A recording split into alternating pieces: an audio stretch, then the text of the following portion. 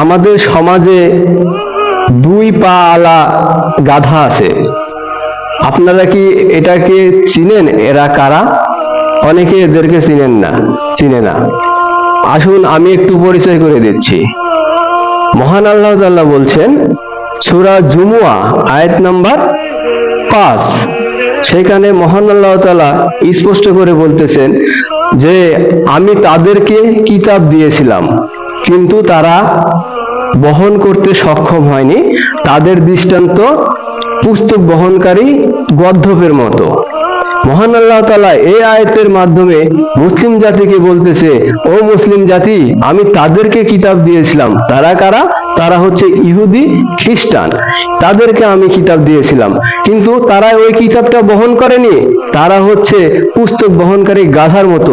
এর মানে কি? তাদেরকে যে কিতাব দেওয়া হয়েছিল তা তারা পড়তো, কিন্তু তারা তা বুঝতো না যে ওইখানে কি বলতেছে, তার আদেশ নিষেধ কি, এগুলো না বোঝার কারণে ওরা দিন থেকে বের হয়ে যাচ্ছিল দিন দিন। আর এইভাবে বের হওয়ার কারণে মহান আল্লাহ তাআলা তাদেরকে গাধার সঙ্গে তুলনা করেছে। ওরা হচ্ছে দুই পা আলা গাধা। এখন আপনি চিন্তা করুন তো, শুধু খ্রিস্টান আর ইহুদি কি এই দুই পা আলা গাধা? আমরা কি এর মধ্যে পড়ি না? আমাদেরকেও তো কিতাব দেওয়া হয়েছে, আমাদের কিতাব আল কুরআন। এখন দেখুন তো, আমাদেরকে যে আল কুরআন কিতাব দেওয়া হয়েছে, এটা প্রত্যেকটা বাড়িতে খুঁজলে দেখা যাবে 2-4 জন পড়ে। আর এই কিতাবের উপর তো অনেক আলেম আছে, অনেক মুফতি আছে, অনেক হাফেজ আছে। তাদের মাথায় ওই কিতাবের এই পৃষ্ঠা থেকে শুরু করে শেষ পৃষ্ঠা পর্যন্ত তাদের মাথায় সংরক্ষণ করা আছে, কিন্তু কিভাবে করা আছে এটা তারা কিন্তু বুঝে না, এটা তারা জানে না। আর এর আদেশ নিষেধ এরাও বুঝে না, এরা শুধু মুখস্থ করে রেখেছে। কিছু কিছু আছে যা বুঝে, কিন্তু অধিকাংশ জনই বুঝে না। তাহলে কি হলো?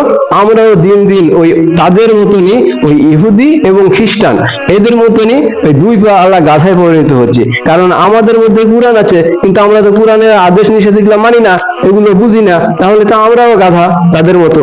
এটাই মহান আল্লাহ তাআলা বলছেন। এখন দেখুন হাদিসের প্রতি লক্ষ্য করুন। হাদিস হচ্ছে ইবনে মাজাহ 4048। সেই হাদিসে রাসূল সাল্লাল্লাহু আলাইহি ওয়াসাল্লাম বলতেছে, আমার উম্মতের কাছ থেকে জ্ঞান উঠিয়ে নেওয়া হবে। এখন এক সাহাবী বলতেছে, ইয়া রাসূলুল্লাহ, কিভাবে জ্ঞান উঠিয়ে নেওয়া হতে পারে?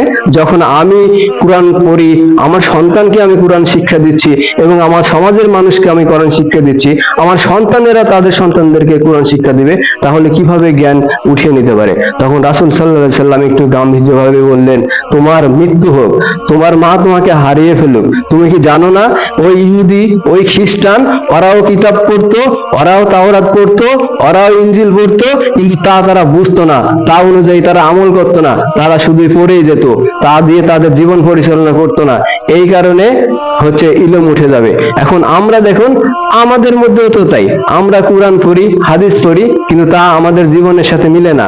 আর অধিকাংশ জন তো যায়ই না, কুরআনের কাছেও যায় না, হাদিসের কাছেও যায় না।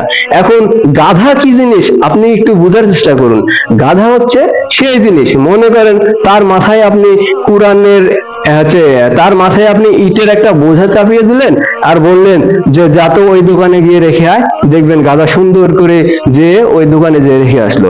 আবার আপনি কুরআনের একটা বোঝা ওই গাধার মাথায় তুলে দিলেন, দেখবেন গাধা সুন্দর করে যে যেখানে রাখার কথা বলবেন ওই গাধা ওইখানে যে ওই কুরআন রেখে চলে আসলো। এখন গাধা তো বুঝলো না ওর মাথায় কুরআন ছিল নাকি ওর হচ্ছে কাঁধে ওই ইটের বোঝা ছিল। ঠিক আমরাও ওই গাধারই মতো, আমরাও বুঝি না আমাদের মাথায় কুরআন আছে নাকি কোনো উপন্যাস আছে নাকি অন্য কিছু, এগুলো আমরা কিছুই বুঝতে পারি না। কারণ আমরা তো বুঝি না, না বুঝে তিলাওয়াত করি অথবা না বুঝে পড়ি। এর আদেশ নিষেধ থেকে আমরা দূরে থাকতে থাকি, এমন অবস্থায় গেছি আমাদের অন্তরে জং ধরে গেছে, আমরা পড়লেও বুঝতে পারি না। শয়তান আমাদেরকে এমন ভাবে ধোঁকা দেয় যে আমরা পড়লেও বুঝতে পারি না। এই দুই পা আলা গাধাদের দলে অন্তর্ভুক্ত হওয়া থেকে মহান আল্লাহ তাআলা আমাকে এবং আপনাকে এবং আমার মুসলিম সকল ভাইদেরকে রক্ষা করুক। আমিন।